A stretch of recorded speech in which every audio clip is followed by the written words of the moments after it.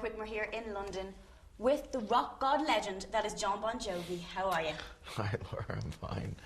Welcome back to London. Yeah, it's nice. It's always fun to be here. It's a great town. Do you get time to do things, or are you just always working, or do you get time to explore and, I don't know, get on a nice bus trip or something? Well, generally, no. But on this tour, because it's been so long, a year ago, we decided to do a month at the O2 Arena. And so there were off days, and on the off days, for the first time in the 27.5 years, I did do a couple tourist things. I went to the Odd Museum and to the London Eye and that kind of stuff. But other than that, generally speaking, no, I don't. I see hotel rooms. World tour. It is just that. You're circling the world. Something like 120 shows, something crazy. How do you keep up that energy and enthusiasm every night for all those shows? It's 151 shows in total. 151 shows? Yeah. I got my numbers, even more. Well, you know, why I say that is because I have to ask myself that question.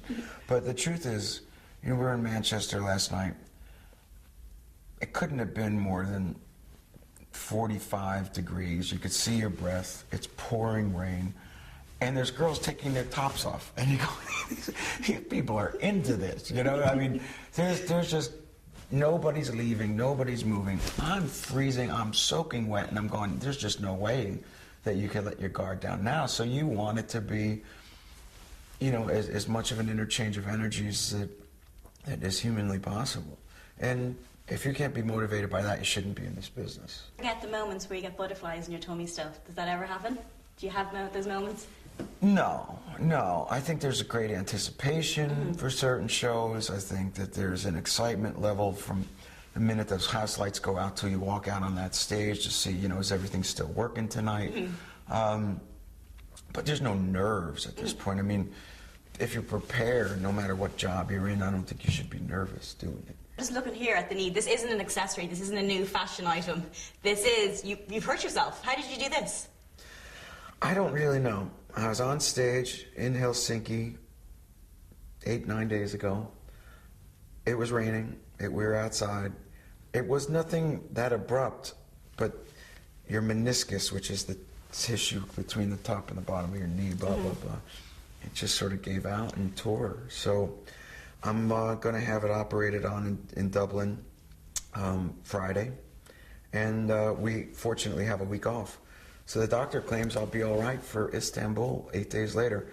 And I jokingly, you know, I can't dance anyhow, so it's not going to hurt anybody. I'll have to give you respect. Like you haven't cancelled any shows, and you've hurt yourself badly. Is that just something you just crack on? There's no cancellations in a Jon Bon Jovi tour? Well, you know, not if I can help it. Last year, freak accident, I tore my calf muscle really badly, but still had 13 shows on that leg. And so I did it on the other leg, you know? I think there were extremes. There were, you know, should we get a park bench and have you sit on it? Like you get a kind of acoustic set, sit down, romantic. But like I said, you know, if you're prepared, you get through. You get through just fine. And Richie's back with you now, so is that buzz back on tour now? How does it feel? It's always good to have Richie at my side. He's doing great. I just saw him a minute ago.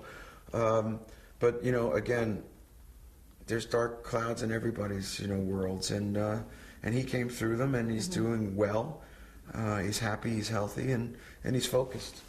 Tom Cruise is going to be in a new movie called Rock of Ages, singing a lot of your classic songs. So he's going to be taking over that iconic rock star role. How do you think he will do singing your songs?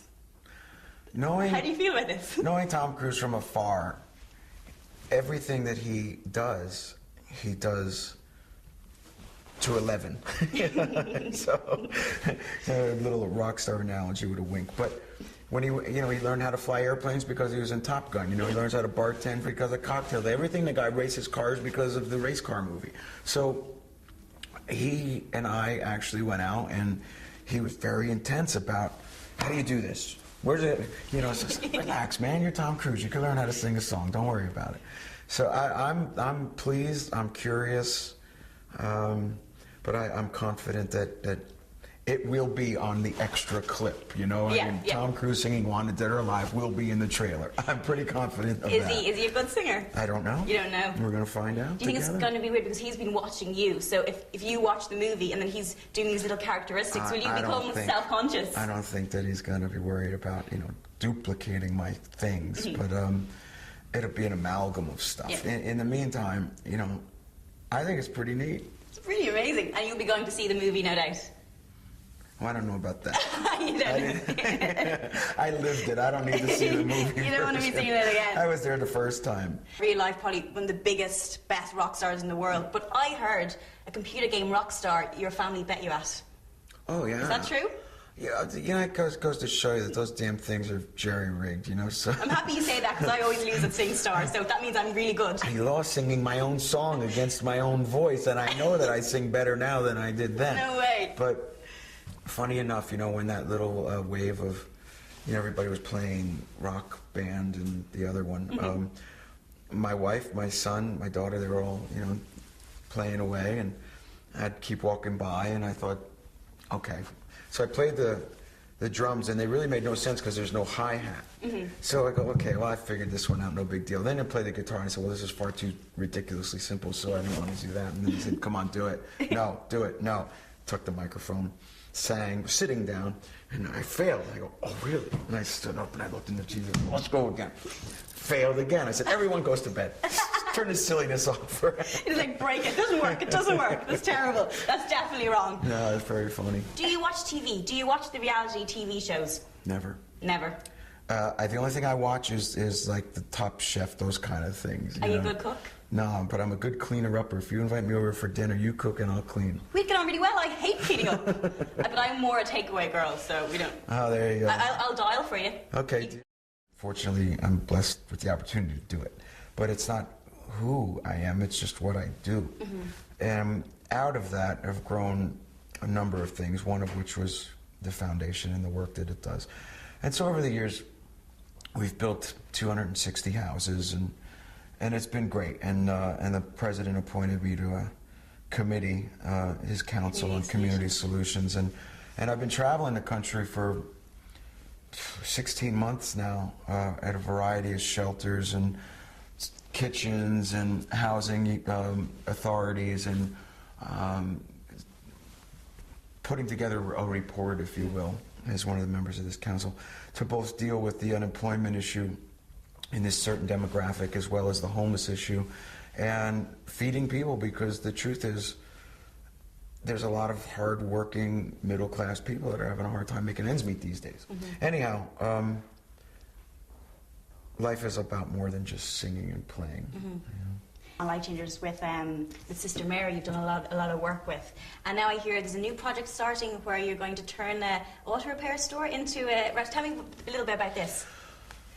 Over the last 6 years, like I said, we built these houses, and it's been great because the housing bubble happened, and a lot of people were losing their homes, or they were first-time homeowners, et cetera, et cetera. But now, because of the unemployment situation and what's going on in the country, surprisingly, 1 in 6 people are actually going to soup kitchens or food pantries to supplement what they do. And my wife and I watched the news one night and saw this concept, and then we expanded upon it, and then we ran a pilot program for 1.5 years, and in essence, and in a sentence, consider it a Robin Hood restaurant. And it's simply this. There's a menu. You're served by waiters and waitresses, beautiful linens, great food. If you can pay, you pay. If you can't pay, don't worry about it. Come back and volunteer so that you can help us help somebody else. Okay. And if you have the money and you can give and you want to see effective change, put a 20 into the envelope, and it just paid for the guy next to you. And so we ran it for 1.5 years out of a church and out of a soup kitchen, and now we've got our own above-the-ground location. It's under construction. Should be open in about a month from now, and it's called the John Bon Jovi Soul Kitchen.